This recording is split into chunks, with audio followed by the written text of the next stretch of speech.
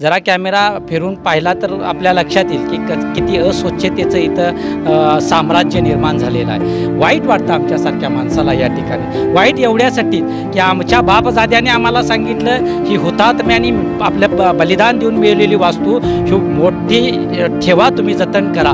आणि आम्हालाही वाटतं की आमच्या पुढच्या पिढीनं तो ठेवा इतिहासातनं तरी ऐकावात, पण या ठेव्यामध्ये, या ऐतिहासिक वास्तूमध्ये आपलं येणं जाणं ठेवावं। पण येतील का हो हे आपण पाहू शकता। ही अस्वच्छता, प्रशासन, शासनाचं असलेलं दुर्लक्ष, या सगळ्या गोष्टीकडे पाहिल्यानंतर ते आमचे पुढचे वारसदार या ठिकाणी येण्यास कचवरतील आणि हे खरं तर आपला पराभव आहे।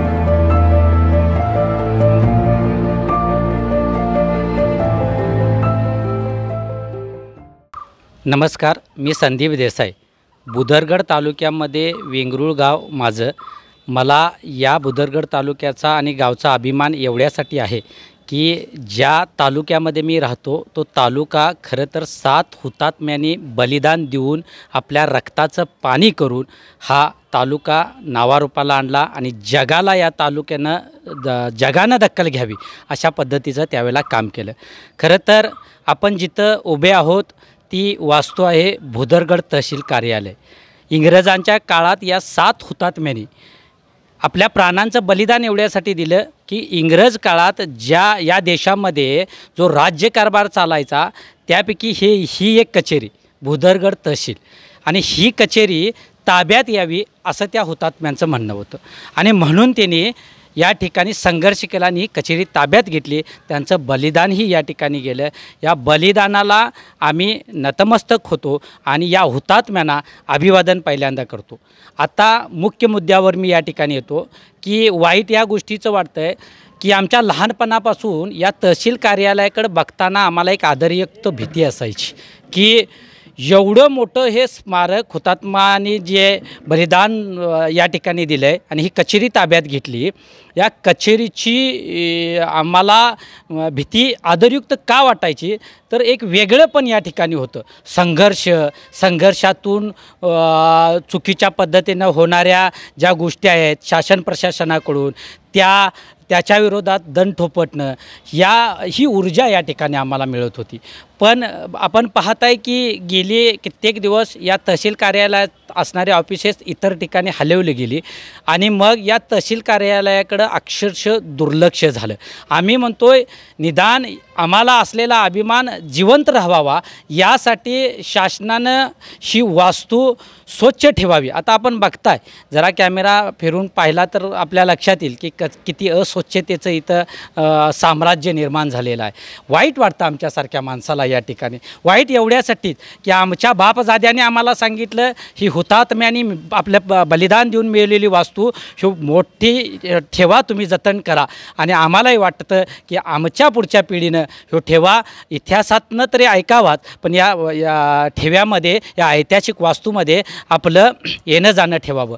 पण येतील का हो हे आपण पाहू शकता। ही अस्वच्छता, प्रशासन, शासनाचं असलेलं दुर्लक्ष, या सगळ्या गोष्टीकडे पाहिल्यानंतर ते आमचे पुढचे वारसदार या ठिकाणी येण्यास कचवरतील आणि हे खरं तर आपला पराभव आहे।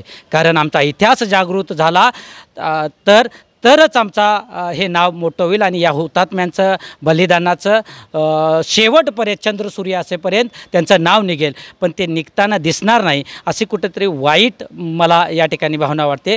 कारण शासन प्रशासनाने या ठिकाणी केलेलं दुर्लक्ष। तुमच्या सगळ्यांच्या माध्यमातून, शिवप्रेमींच्या माध्यमातून मला एवढं सांगावंसं वाटतं आहे की येणाऱ्या काळात हा ऐतिहासिक ठेवा जपण्यासाठी तुम्ही सोबत काम करूया। या शासनानंही आमच्या भावना विचारात घेऊन, शिवप्रेमींच्या भावना विचारात घेऊन या ठिकाणी स्वच्छता राखून ही वास्तू जपून ठेवूया। पर्यटनाच्या माध्यमातून, शौर्याची असणारी ही वास्तू पर्यटनाच्या माध्यमातून अखंड महाराष्ट्राला हेवा वाटेल अशा पद्धतीची ही वास्तू आपण महाराष्ट्रासमोर ठेवूया। आणि यासाठी तुम्हा सर्वांच्या सोबत या शासनाची आम्हाला मदत हवी आहे। ती मिळेल का हा प्रश्न माझ्यासाठी उत्तरित राहील असं मला या ठिकाणी वाटतं। धन्यवाद।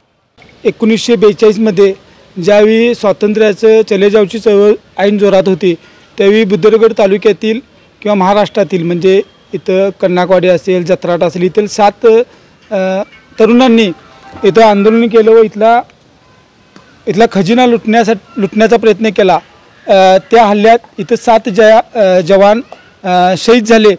ज्या भारताच्या स्वातंत्र्याला ज्या 5 महत्त्वाच्या घटना घडल्या, जालियनवाला बागेसारख्या, त्या घटनेत ह्या गोष्टीचा समावेश आहे.